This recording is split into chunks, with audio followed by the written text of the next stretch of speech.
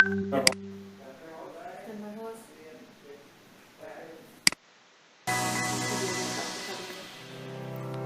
nih bisa banget? Pendidikan merupakan sebuah harta yang sangat berharga bagi setiap manusia. Tanpa pendidikan, kita tak akan bisa membangun kehidupan yang sejahtera. Sosok pendidik dan tenaga kependidikanlah yang terus berjuang mendampingi kita untuk menggapai pendidikan tersebut. Namun, situasi pandemi saat ini membuat seluruh lapisan masyarakat terpuruk, tak terkecuali mereka yang bakti dan setia untuk mencerdaskan bangsa. Untuk itu, Kementerian Pendidikan dan Kebudayaan didukung oleh Kementerian Keuangan dan Komite Penanganan COVID-19 dan Pemulihan Ekonomi Nasional melakukan bantuan subsidi upah bagi pendidik dan tenaga kependidikan non-pegawai negeri.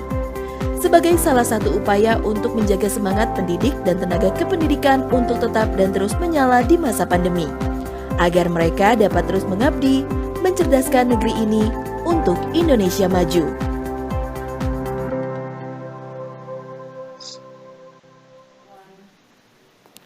Assalamualaikum warahmatullahi wabarakatuh. Selamat siang dan selamat datang kepada seluruh hadirin dalam acara bantuan subsidi upah untuk pendidik dan tenaga kependidikan non-PNS di lingkungan Kemendikbud tahun 2020. Telah hadir bersama kita pada siang hari ini yang kami hormati Menteri Pendidikan dan Kebudayaan Bapak Nadiem Anwar Makarim. Selamat siang, Pak. Selamat siang. Apa kabar, Sanas? Baik, Pak Nadiem, apa kabar? Semoga dalam keadaan baik. Dan saya juga mau menyapa kepada Menteri Badan Usaha Milik Negara sekaligus Ketua Pelaksana KCP PEN, Bapak Erick Thohir. Selamat siang, Pak Erick. Selamat siang. Selamat siang. Dan selamat siang juga kepada Wakil Ketua Komisi 10 DPR RI, Ibu Hetifah Syaifuddin. Selamat siang, Bu. Selamat siang semuanya. Semangat sekali, dan acara pada siang hari ini juga dihadiri oleh Ketua Komisi 10 DPR RI, Bapak Syaiful Huda, Direktur Hubungan Kelembagaan dan BUMN Bank BRI, Bapak Agus Nursanto, Direktur Kelembagaan Bank BNI, Bapak Sis Apik Wijayanto, Direktur Hubungan Kelembagaan Bank Mandiri, Bapak Rohan, Direktur Distribution and Retail Bank BTN, Bapak Jasmine, Sekjen Kemendikbud, Bapak Ainun Naim, Dirjen Guru dan Tenaga Kependidikan Bapak Iwan Syahril, dan selamat siang juga kepada Dirjen Pendidikan Tinggi Bapak Dirjen PAUD Dikdasmen yaitu Bapak Jumeri, Dirjen Pendidikan Vokasi Bapak Wikan Sakarinto, dan juga kepada Kepala Pusat Layanan Pembiayaan Pendidikan Bapak Abdul Kahar. Selamat siang juga saya ucapkan kepada para Kemendikbud, para Kepala Dinas Pendidikan, para perwakilan Asosiasi Guru, dan juga Asosiasi Pendidikan Tinggi, dan para hadirin sekalian. Selamat siang, semoga kita semua selalu berada di dalam lindungan Tuhan Yang Maha Esa. Amin. Bapak dan Ibu sekalian, kita sama-sama merasakan bagaimana pandemi ini telah mengubah kehidupan kita sehari-hari, termasuk dan para pendidik dan tenaga pendidikanlah garda terdepan yang terus berjuang untuk menyalakan semangat mencerdaskan bangsa dan memastikan bahwa seluruh anak Indonesia tetap mendapatkan hak mereka atas pendidikan. Dan sebelum saya melanjutkan, saya juga menyapa kepada Menteri Keuangan Republik Indonesia, Ibu Sri Mulyani Indrawati. Selamat siang, Bu Ani. Siang, Bu. Oke, saya melanjutkan. Jadi bantuan subsidi upah untuk siang, Bu. Baik, kita lanjutkan acara kita. Ada bantuan subsidi upah untuk pendidik dan tenaga kependidikan. Ini adalah wujud hadirnya negara untuk ringankan beban untuk pendidik dan tenaga kependidikan non-PNS yang terdampak pandemi COVID-19 agar semangat mencerdaskan bangsa senantiasa menyala. Jadi tanpa berlama-lama, berikutnya kita akan mengetahui lebih dalam lagi tentang bantuan subsidi upah untuk pendidik dan juga tenaga kependidikan non-PNS di lingkungan Kemendikbud di tahun 2020 ini. Untuk itu kami mengundang Menteri Pendidikan dan Kebudayaan untuk memberikan paparannya langsung kepada yang terhormat Pak Nadiem Anwar Makarim. Waktu dan tempat kami persilahkan. Terima kasih. Assalamualaikum warahmatullahi wabarakatuh. Saya ingin pertama ucapkan terima kasih atas kehadiran Bapak Menpan RB, Bu Menkyu, dan Bapak Menek BUMN untuk kehadirannya hari ini yang sungguh mengembirakan bagi ujung tombak pendidikan kita, yaitu para guru-guru honorer dan juga dosen kita. Jadi saya ada sedikit presentasi untuk memaparkan apa saja program bantuan subsidi upah bagi pendidik dan tenaga pendidikan. Jadi ini sangat kabar yang gembira bahwa kita berencana untuk memberikan bantuan subsidi upah ini bagi sekitar 2 juta orang, sekitar 2 juta orang. Dan sebesar dalam jumlah sebesar 1,8 juta yang diberikan sekaligus, satu kali kepada masing-masing penerima itu. Siapa saja yang akan kita berikan adalah kepada dosen, guru, non-PNS, guru yang diberi tugas sebagai kepala sekolah, pendidik PAUD, pendidik kesetaraan, dan juga tenaga perpustakaan, tenaga laboratorium, dan tenaga administrasi. Berarti operator sekolah pun termasuk di dalam bantuan subsidi upah ini.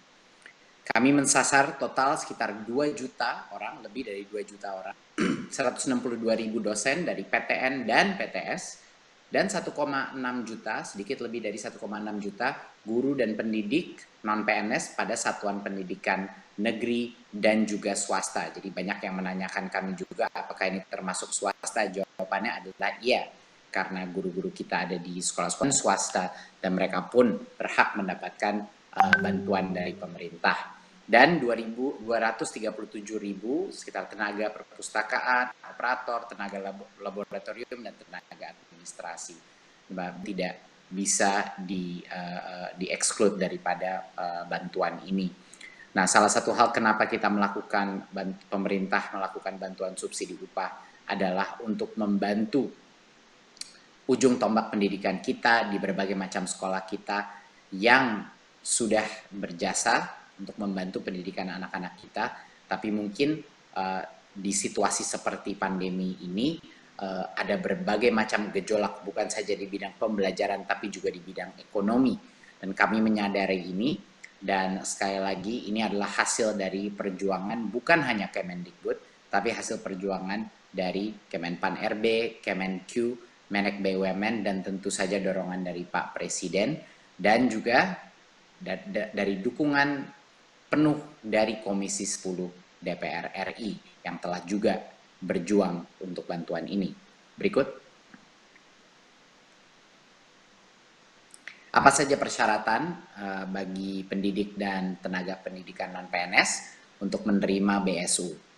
Kami di Kemendikbud selalu dalam melakukan bantuan sosial apapun atau bantuan pendamping seperti pada saat kita melakukan kuota, selalu mengutamakan kesederhanaan daripada kriteria, sehingga memudahkan para penerima untuk mendapatkannya. Kriterianya sangat sederhana, warga negara Indonesia, berstatus bukan PNS, memiliki penghasilan di bawah 5 juta rupiah per bulan, dan tidak menerima bantuan subsidi upah gaji dari Kemenaker, dari program-program lainnya. Ini dan juga tidak menerima kartu prakerja sampai dengan tanggal 1 Oktober 2020. Alasan kenapa kita tidak memberikan ini agar bantuan sosial kita itu adil dan tidak tumpang tindih. Tidak ada individu yang menerima bantuan berlimpah sehingga yang lain tidak mendapatkan. Jadi ini merupakan suatu kriteria kami yang sangat sederhana sehingga semua bisa menerima dengan cepat dan efisien. Yang berikut. Bagaimana mekanisme pencairan BSU ini? Jadi Kemendikbud telah membuat rekening-rekening baru di bank-bank untuk setiap PTK penerima BSU ini. Bantuan itu disalurkan secara bertahap sampai dengan akhir November 2020, ya. Dan bagi para guru-guru dan dosen bisa mengakses infonya di info.gtk.kemdikbud.go.id, ya, bisa mengakses di mana rekening mereka, apa persyaratan yang belum dipenuhi, atau untuk yang perguruan tinggi di pangkalan data Dikti, pddikti.kemdikbud.go.id, untuk menemukan informasi terkait status pencairan dan lain-lain, rekening bank masing-masing dan lokasi bank cabang.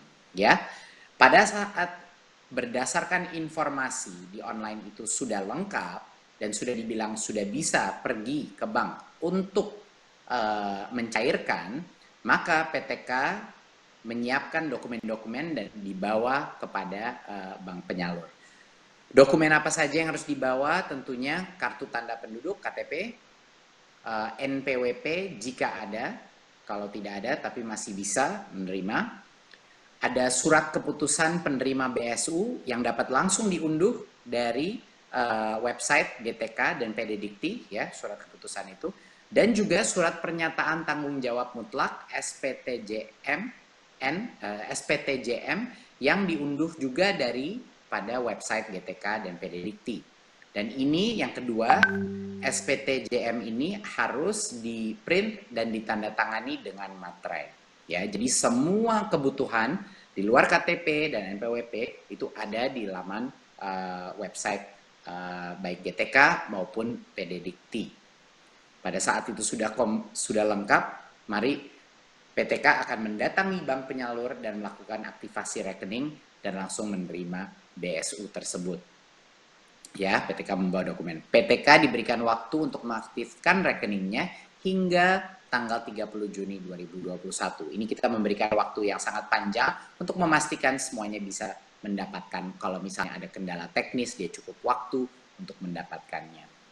Saya rasa sekian dari saya. Mungkin terakhir yang saya ingin ucapkan adalah bahwa ini adalah bentuk apresiasi dan juga keprihatinan dari pemerintah pusat untuk semua jasa guru-guru non-PNS yang sudah ada di negara ini.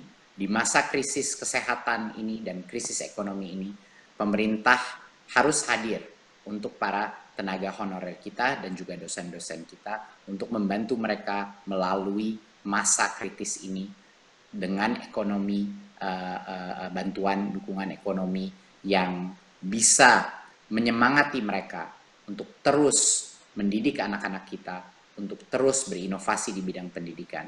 Terima kasih. Wassalamualaikum warahmatullahi wabarakatuh. Waalaikumsalam.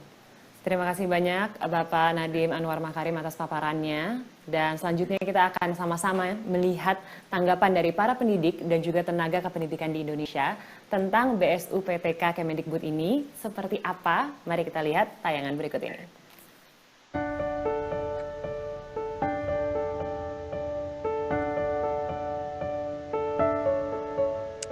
Saya menyambut baik atas kebijakan Menteri Pendidikan dan Kebudayaan yang akan memberikan bantuan subsidi upah bagi para guru-guru non-PNS. Pada saat pandemi seperti sekarang ini, bantuan tersebut sungguh sangat dinantikan oleh para guru dan tenaga pendidikan swasta. Banyak di antara para guru dan tenaga pendidikan tidak bisa mendapatkan gaji secara rutin di awal bulannya. Saya yakin mereka akan berterima kasih sekali menerima bantuan ini. Kami tahu semua bahwa kondisi mereka sangat memprihatinkan, beban semakin berat, sementara mereka juga kondisi ekonominya semakin melemah. Saya kira itu sangat penting dalam upaya mendukung proses pembelajaran tetap berjalan dan mereka bisa berkonsentrasi mengajar tanpa memikirkan asap dapur mereka.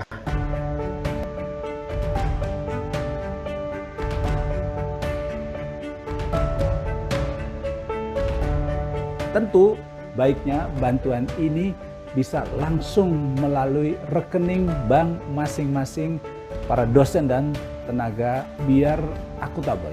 Karena dengan demikian lebih mudah dicek, diverifikasi, lebih mudah diterima juga, dan juga meminimalisir potensi dari penyelewengan.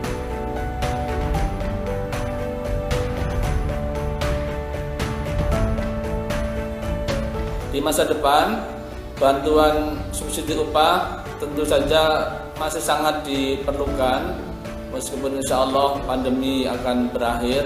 Semoga bantuan subsidi tersebut disalurkan tepat waktu dan tepat sasaran kepada guru non-PNS yang sangat membutuhkan. Harapan saya adalah bahwa program ini dipermanenkan karena ini sudah menjadi bagian janji Pak Presiden Jokowi di masa akhir periodenya. Beliau berkonsentrasi kepada pengembangan sumber daya manusia.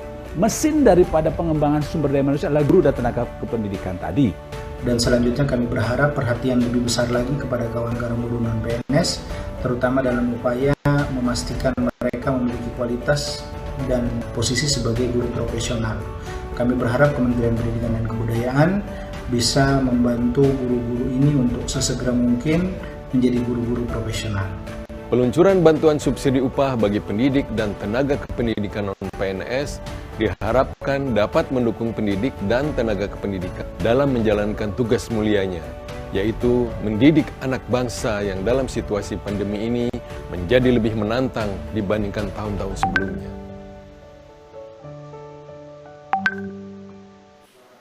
Nah, itu dia. Tadi kita sudah melihat tanggapan tentang BSUPTK Kemendikbud tahun 2020. Nah, langsung saja kali ini kita akan berbincang-bincang dengan para narasumber kita hari ini yang sungguh luar biasa. Untuk itu kami mengundang Menteri Pendidikan dan Kebudayaan, Bapak Nadiem Anwar Makarim. Saya juga mengundang Menteri Keuangan Ibu Sri Mulyani, BUMN sekaligus Ketua Pelaksana KPCPEN, Bapak Erick Thohir, dan Wakil Ketua Komisi 10 DPR RI, Ibu Hetifah Syaifuddin. Selain itu juga telah hadir bersama kita perwakilan penerima manfaat, yaitu Bapak Muhammad Kasim, perwakilan guru dari SMPN 41 Sakap Batu Putih, Maros, Sulawesi Selatan. Oke, untuk kesempatan pertama mungkin saya ingin menyapa dan juga bertanya kepada Pak Erick Thohir terlebih dahulu.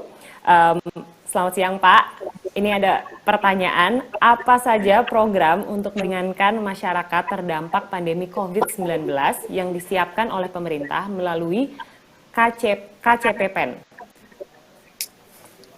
Ya, terima kasih. Saya rasa di sini juga ada Ibu Menkyu yang merupakan wakil ketua, dan tanpa dukungan beliau tidak mungkin juga kami KPCPN bisa berjalan.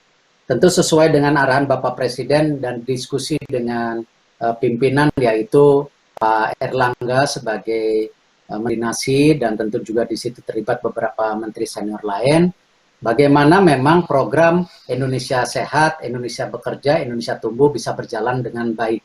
Di mana untuk program Indonesia Sehat yang kita ketahui memang seperti yang sudah disampaikan sebelumnya, selain bagaimana kita memperkuat tracing, tracking, dan lain-lain, juga sekarang masuk ke program coba vaksinasi di awal tahun depan atau lebih awal. Dan tentu yang terpenting pada Indonesia Sehat ini juga didampingi yaitu Indonesia Bekerja. Nah, kita ingin memastikan sesuai dengan arah pertumbuhan yang Ibu Melu sampaikan bahwa kita harap ada sustainability yang kita lakukan. Karena itu pada saat masyarakat ini sangat membutuhkan, karena itu kami pemerintah hadir menolong banyak program-program, salah satunya yang hari ini bagaimana kita memberikan bantuan kepada pendada pendidik, ya, baik yang ada di Mendiknas ataupun di Menteri Agama, yang kemarin sebelumnya juga kita luncurkan yang namanya pulsa untuk bantuan juga, tetapi tidak hanya di situ, banyak sekali program lain, apakah program prakerja, bansos, desa, dan seterusnya. Dan ini tidak lain ingin membantu daripada masyarakat yang pada saat ini memang perlu bantuan dari pemerintah. Tetapi kita tidak boleh berpuas di situ. Kita tetap berharap Indonesia ke depan tumbuh, karena itu tetap investasi yang dilakukan pemerintah, apakah pembukaan lapangan kerja, apakah pembangunan infrastruktur, food estate, dan lain-lain tetap dijalankan berkesinambungan untuk agar ketika COVID-19 ini bisa recovery, Indonesia tetap tumbuh seperti diharapkan. Selanjutnya saya juga ingin tahu Pak, bagaimana peranan bank pemerintah dalam menyalurkan bantuan seperti BSU ini? Ya, saya rasa terima kasih kepada Menteri Pendidikan ya, dan juga Bu Menlu yang hadir, bahwa kami memang di bank pemerintah terus diberi kepercayaan untuk membantu program-program pemerintah. Yang kemarin juga kita lakukan, apakah bantuan Presiden untuk usaha mikro, juga kami terlibat. Lalu juga sekarang kita lakukan seperti hari ini untuk tambahan honorer untuk pendaga pendidik, apakah subsidi gaji, Nah, karena itu kami di Kementerian BUMN sangat berharap Himbara terus berkonsolidasi, terus memperbaiki sistem dan servisnya. Dan yang paling penting mendukung program Satu Data pemerintah. Karena itu kemarin kita sudah sampaikan juga, khususnya nanti untuk usaha mikro, kita coba sinergikan BRI, Penggadaian, dan juga PNM untuk bisa mempunyai program Satu Data, seperti juga bagaimana konsolidasi daripada Himbara yang ada di banknya, syariah. Nah, ini juga kenapa penting? Karena kita ingin mendukung program pemerintah ke depan bahwa data-data ini akurat dan bisa dipertanggungjawabkan, tidak salah sasaran. Karena itu tentu terima kasih atas kepercayaan. Baik, terima kasih banyak Pak Erick Thohir untuk jawabannya. Selanjutnya saya juga ingin bertanya kepada Ibu Sri Mulyani. Selamat siang, Bu Ani. Selamat siang. Bu, pertanyaan pertama, selaku Bendahara Negara, bagaimana Kemenq memfasilitasi pendanaan bagi penanganan COVID-19 dan juga pemulihan ekonomi nasional saat ini? COVID ini kan sesuatu yang luar biasa, merupakan shock terhadap keseluruhan ekonomi dan negara. Jadi pertama, untuk bisa mendukung dengan APBN harus ada landasan hukumnya. Makanya Bapak Presiden mengeluarkan peraturan pemerintah pengganti undang-undang yang menjadi Perpu nomor 1 itu menjadi Undang-Undang nomor 2. Berdasarkan itu kemudian dilakukanlah seluruh redesign anggaran dari sisi belanja, terutama bagaimana kita memfokuskan untuk bidang kesehatan, bidang membantu masyarakat, bansos.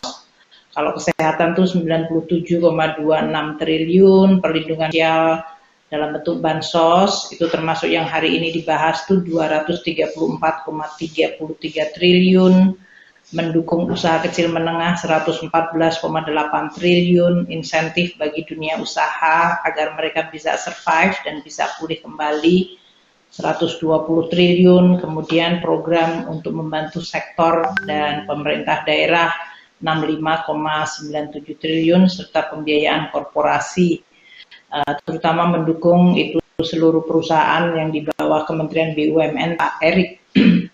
Nah, dari seluruh belanja-belanja yang sangat besar itu tujuannya adalah satu, karena ini adalah masalahnya penyebabnya COVID, ya pertama, membuat pemerintah dan pemerintah daerah dalam hal ini untuk mampu menangani pandemi tersebut. Makanya alokasinya meningkat cukup besar untuk bidang kesehatan. Namun yang kedua adalah jangan sampai shock COVID ini menyebabkan masyarakat merosot kehidupannya dari sisi kesejahteraannya, atau kalau mereka kehilangan pekerjaan, mereka tetap mampu untuk bisa memenuhi kebutuhan pokoknya. Dan juga untuk kegiatan seperti belajar mengajar, karena kita tidak bisa berinteraksi secara fisik langsung, namun tidak berarti anak-anak kita tidak boleh kemudian tidak belajar selama sekarang sudah 9 bulan.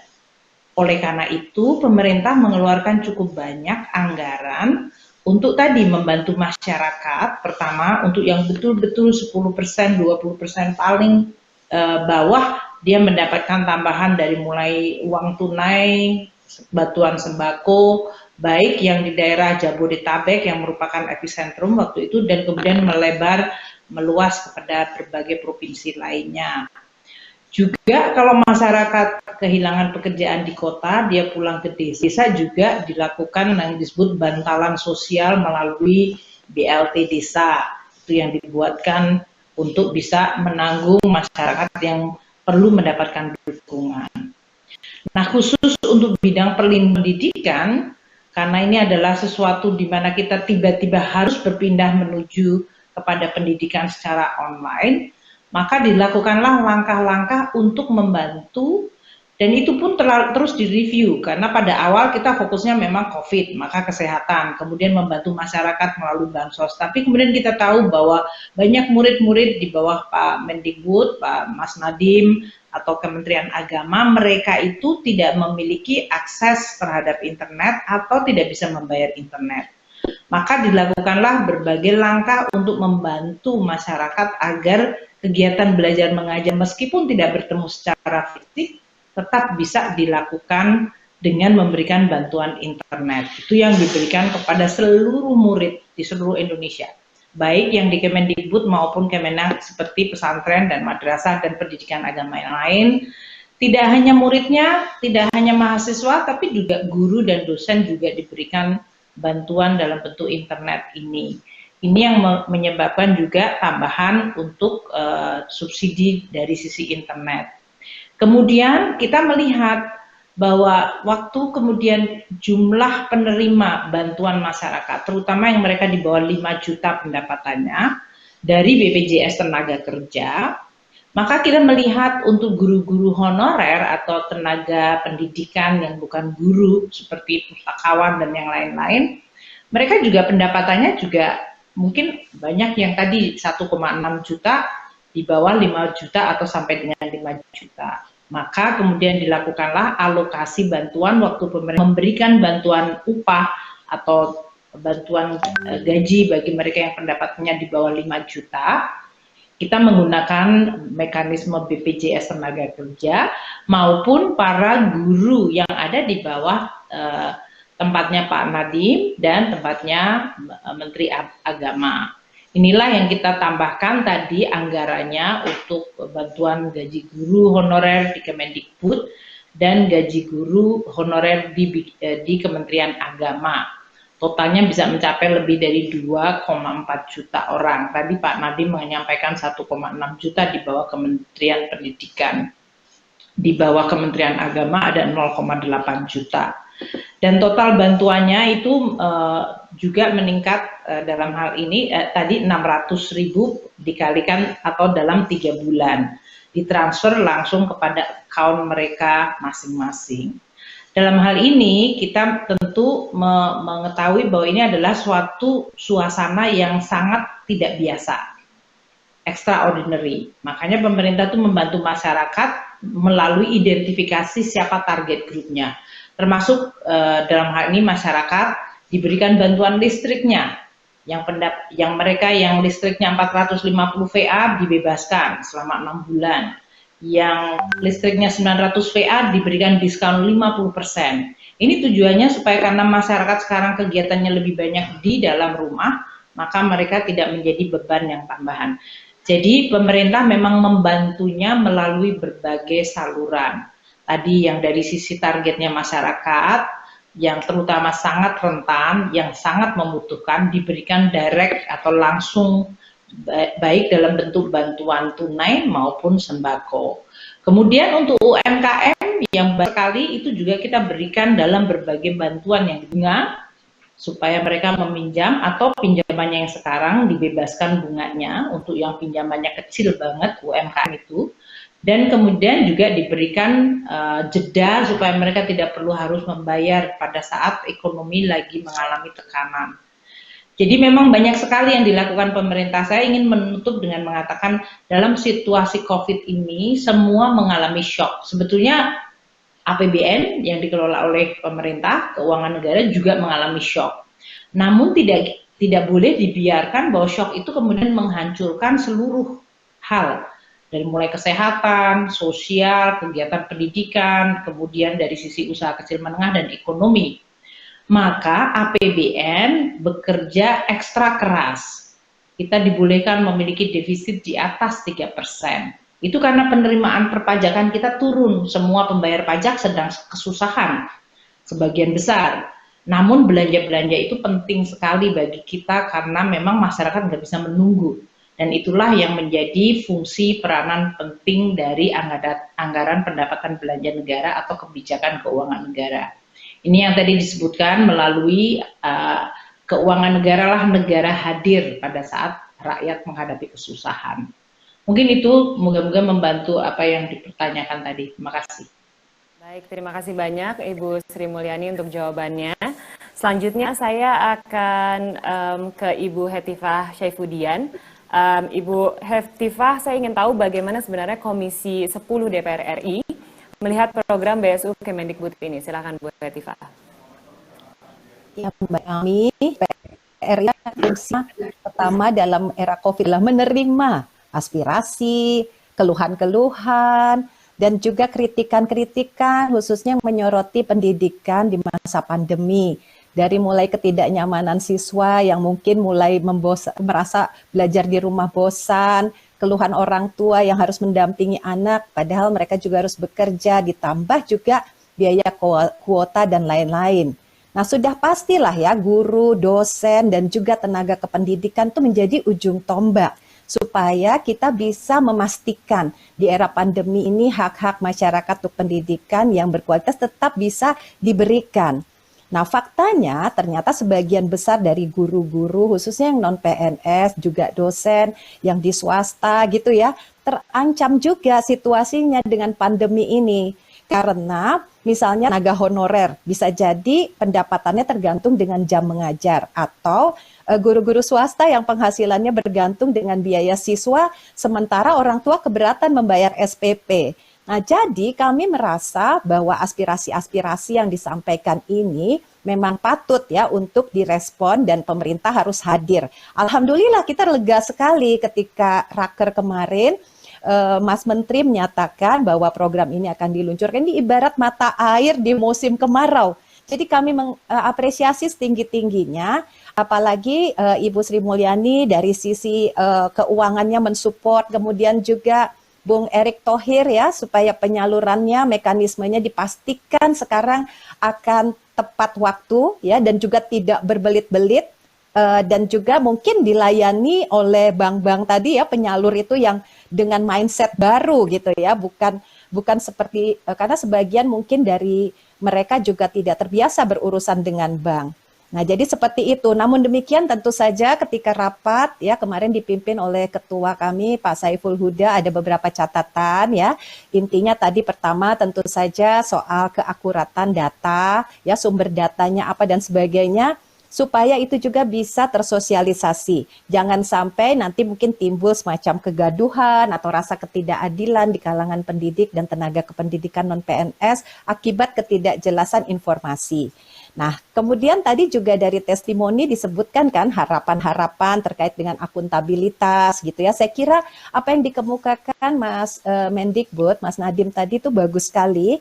Namun tetap Mas, barangkali ke depan tetap harus ada semacam complaint handling system gitu ya, atau mungkin hotline service untuk membantu para pendidik atau tenaga kependidikan yang mungkin di dalam prosesnya menghadapi kendala-kendala lah, apapun yang mereka ingin tanyakan, itu kemana gitu kontak yang bisa mereka hubungi. Mungkin ada yang merasa eligible tapi tidak ada di dalam daftar, mereka bisa bertanya kemana. Jadi kita belajar dari berbagai program yang sudah diluncurkan, Ibu Sri Mulyani, Pak Erick Thohir, Pak Erlangga Hartarto yang memimpin, sudah banyak pelajaran-pelajaran, dan saya yakin best practice dari apa yang sudah dilakukan itu bisa menjadi masukan. Dan tentu saja kami harap dana ini bisa sampai ke tangan penerima dalam waktu yang cepat karena memang agak mendesak. Dan juga tentu saja kami berharap semangat para guru dan tenaga kependidikan, dosen-dosen ya yang non-PNS ini bisa tetap tinggi, memberikan yang terbaik bagi siswa walaupun banyak tantangan-tantangan yang tidak mudah yang masih harus kita hadapi. Terima kasih banyak untuk tanggapannya Ibu Hetifah dan juga banyak masukan-masukan yang diberikan oleh Ibu Hetifah yang menjadi catatan juga. Terima kasih untuk jawabannya. Selanjutnya saya juga ingin bertanya untuk Bapak Muhammad Kasim, perwakilan dari guru dari SMPN 41 Sapak Batu Putih Maros, Sulawesi Selatan. Ya, Pak Kasim, saya ingin tahu bagaimana pendapat Anda mengenai program ini dan seberapa penting menurut Anda bantuan yang diberikan pemerintah dalam meringankan beban di masa pandemi ini? Ya, terima kasih. Jadi mengenai bantuan ini, saya pribadi salah satu yang mendapatkan bantuan dan saya sangat bersyukur sekali dengan adanya bantuan ini. Sebagai pendidik non-PNS, mudah-mudahan saya berharap bantuan ini berkelanjutan, berkesinambungan sehingga kami yang non-PNS mendapat penghasilan tambahan dari insentif dari dana BOS di sekolah. Oke, baik Pak Kasim, terima kasih untuk jawabannya. Selanjutnya saya akan memberikan kesempatan untuk Pak Nadiem untuk bisa bertanya kepada Pak Kasim. Silakan langsung saja Pak Nadiem.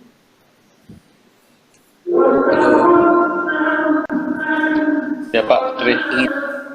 Ingin menanyakan bagaimana jadinya menurut Pak Kasim yang akan paling terbantu dari dana ini adalah uang untuk apa? Yang paling akan terbantu untuk guru-guru honorer di daerah misalnya.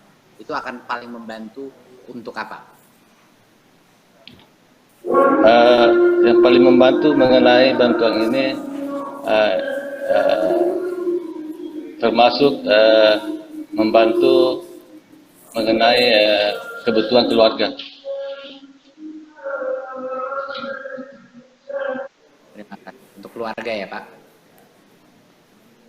Dan boleh saya tanya juga, apakah sudah terasa lapangannya dana BOS pun boleh dilakukan, boleh digunakan kepala sekolah untuk membantu juga menambah upah atau membantu upah pada guru honorer Pak? Itu apakah sudah dirasakan juga di daerah? Alhamdulillah sudah dirasakan Pak Menteri.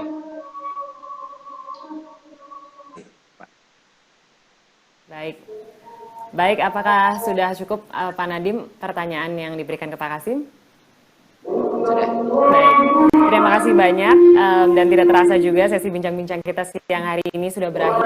Begitu banyak informasi yang bisa kita dapatkan mengenai BSU, PTK, Kemendikbud yang tentunya kita harapkan dapat berjalan dengan lancar dan harapan dan rencananya juga bisa berjalan dengan baik. Sekali lagi saya ucapkan terima kasih para panelis kita hari ini. Ada Bapak Nadiem Anwar Makarim, Ibu Sri Mulyani, Bapak Erick Thohir, Ibu Heti Syaifudian, dan juga Bapak Muhammad Kasim. Terima kasih atas waktunya dan juga semua informasi yang sudah diberikan.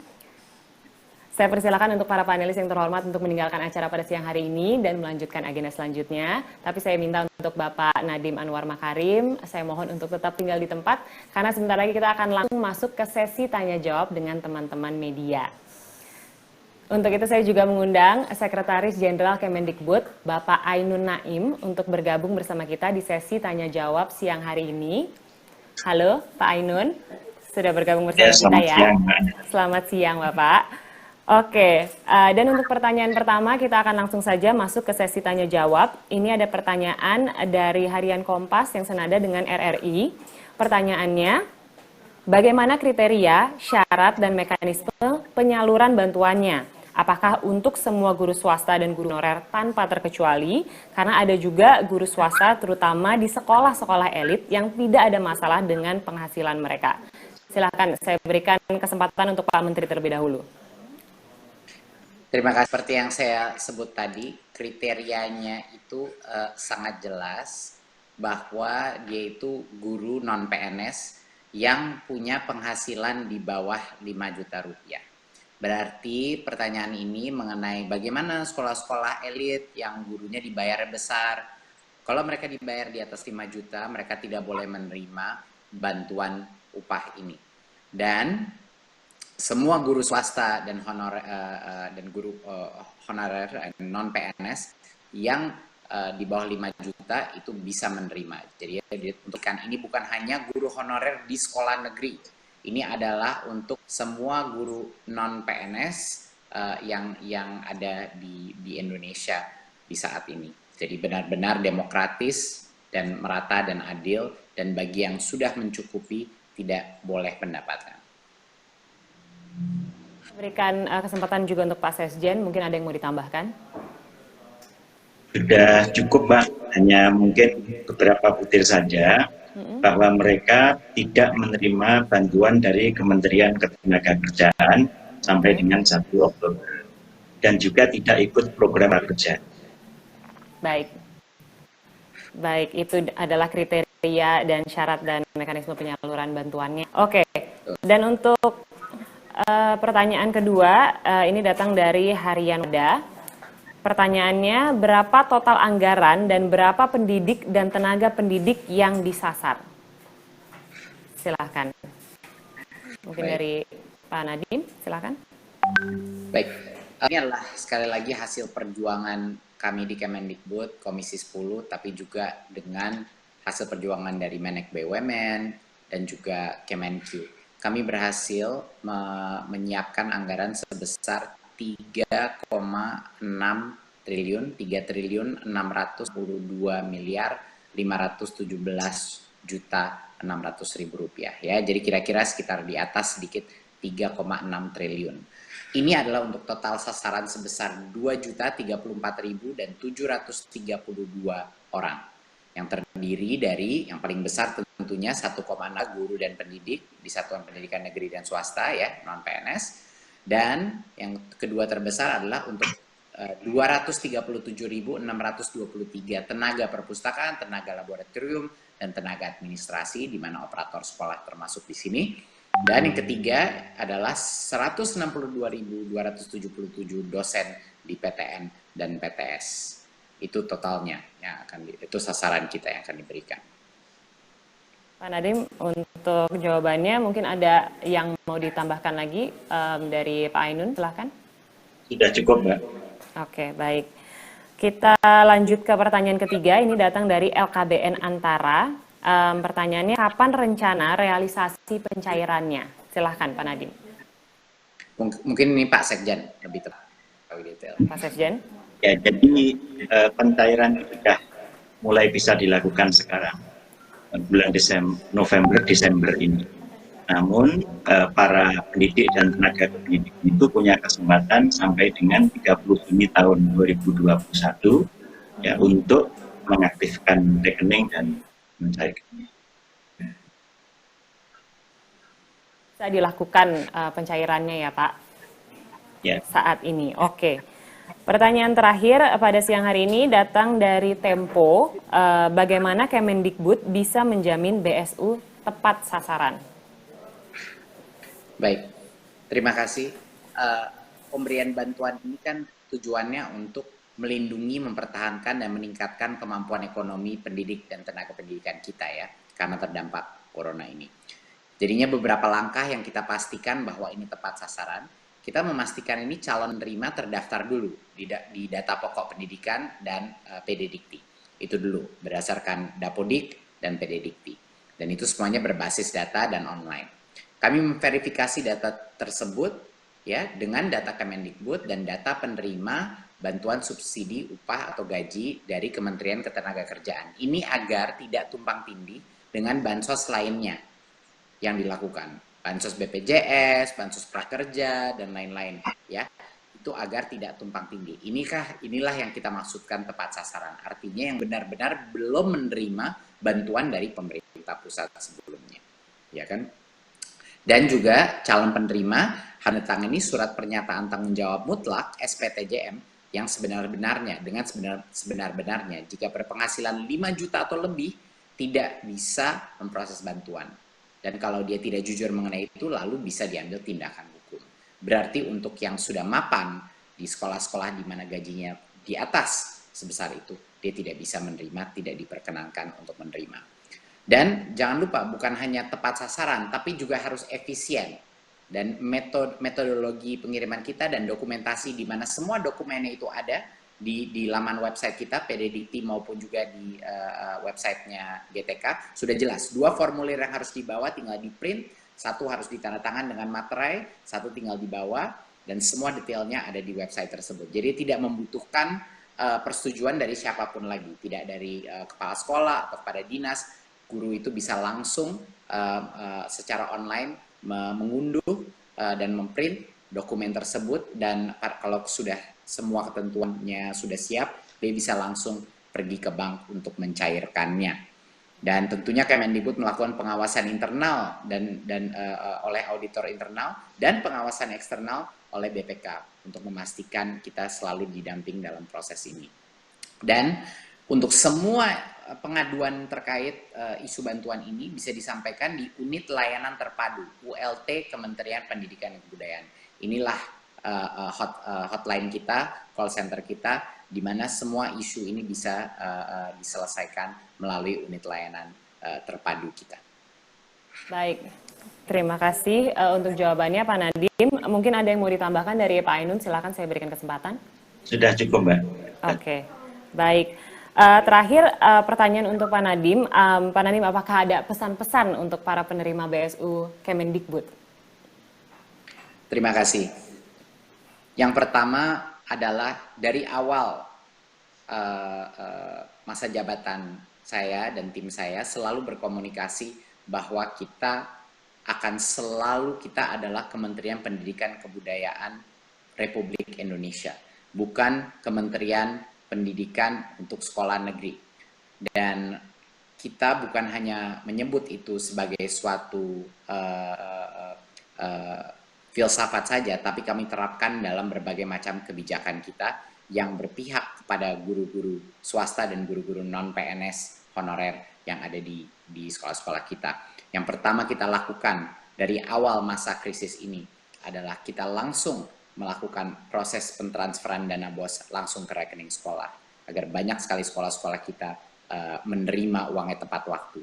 Yang kedua kita lakukan, kita merelaksasi dana BOS, dan bagi para guru honorer yang tadinya disekat hanya boleh minoritas berapa persen yang diberikan untuk bantuan guru honorer, untuk upah guru honorer, kami buka itu restriksi. Sekarang adalah diskresi kepala sekolah masing-masing di seluruh Indonesia bisa menentukan kalau ada guru honorer yang benar-benar upaya dan jasanya luar biasa, dia bisa diberikan bantuan dari dana BOS tanpa disekat-sekat, tanpa ada limitasi, asal pelaporannya transparan.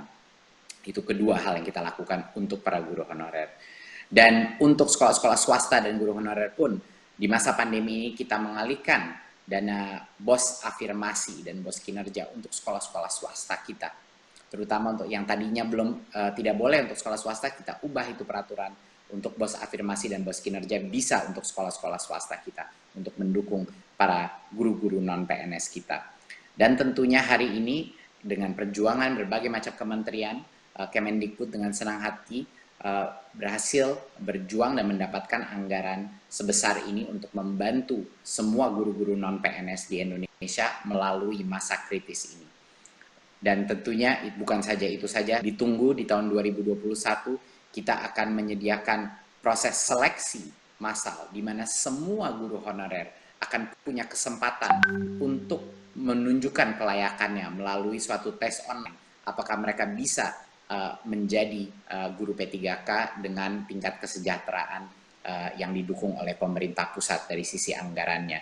Berarti itu adalah langkah pertama di 2021 bahwa guru-guru honorer secara serentak semuanya bisa ikut tes kelulusan untuk menjadi P3K. Berarti mereka mendapatkan kesempatan yang adil untuk bisa membuktikan kelayakan mereka menjadi ASN.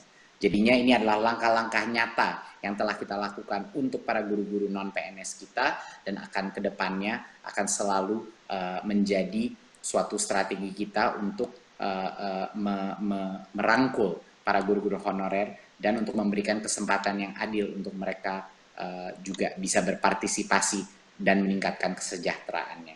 Terima kasih. Wassalamualaikum warahmatullahi wabarakatuh. Waalaikumsalam, terima kasih banyak Pak Nadiem untuk penjelasannya, dan juga saya ucapkan terima kasih untuk Bapak Ainun Naim untuk penjelasan dan kesempatan yang diberikan pada hari ini.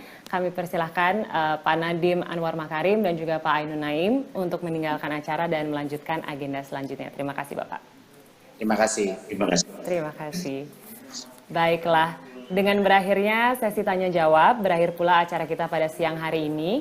Kami juga mengucapkan terima kasih kepada Menteri Keuangan Ibu Sri Mulyani Indrawati, kepada Menteri Badan Usaha Milik Negara sekaligus Ketua Pelaksana KPCPEN Bapak Erick Thohir, Wakil Ketua Komisi 10 DPR RI Ibu Hetifah Syaifudian, kepada Ketua Komisi 10 DPR RI Bapak Syaiful Huda, kepada Direktur Hubungan Kelembagaan dan BUMN Bank BRI Bapak Agus Nursanto, Direktur Kelembagaan Bank BNI Bapak Sis Apik Wijayanto, Direktur Hubungan dan Kelembagaan Bank Mandiri Bapak Rohan Hafaz, Direktur Distribution and Retail Bank BTN Bapak Jasmine, Dirjen Guru dan Tenaga Kependidikan Bapak Iwan Syahril, Dirjen Pendidikan Tinggi Bapak Nizam, Dirjen PAUD Dikdasden Bapak Jumeri, Dirjen Pendidikan Vokasi Bapak Wikan Sakarinto, dan Kepala Pusat Layanan Pembiayaan Pendidikan Bapak Abdul Kahar, dan para pejabat di lingkungan Kemendikbud, para kepala dinas pendidikan, para perwakilan asosiasi guru dan asosiasi pendidikan tinggi, Bapak Muhammad Kasim, rekan-rekan media, dan para hadirin yang pastinya sudah hadir pada siang hari ini. Semoga seluruh informasi yang kita terima hari ini bisa membangkitkan semangat kita untuk selalu bersama-sama mendukung satu sama lain, khususnya kepada para pendidik dan juga tenaga pendidik di Indonesia, karena merekalah yang menjadi ujung tombak dari majunya pendidikan di Indonesia. Akhir kata, saya Syahnas Suartono, pamit undur diri. Terima kasih. Wassalamualaikum warahmatullahi wabarakatuh.